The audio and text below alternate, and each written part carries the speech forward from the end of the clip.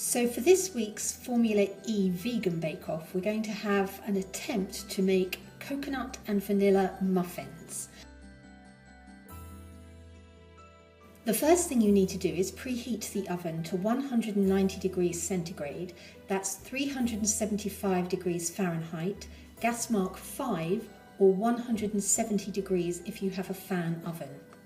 You need to pop all the dry ingredients into a bowl, so that's 250 grams of plain flour, 85 grams of desiccated coconut, 220 grams of caster sugar, I actually used coconut sugar as well, 2 teaspoons of baking powder and half a teaspoon of salt.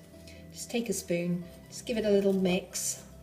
Then into another bowl you need to add 150 grams of silken tofu, 250 millilitres of plant-based milk, I used hemp milk, 1 teaspoon of vanilla extract, 1 tablespoon of white vinegar or apple cider vinegar, and 60 millilitres of maple syrup. Then take your whisk, or you can put this in a blender, and mix it up for 10 minutes.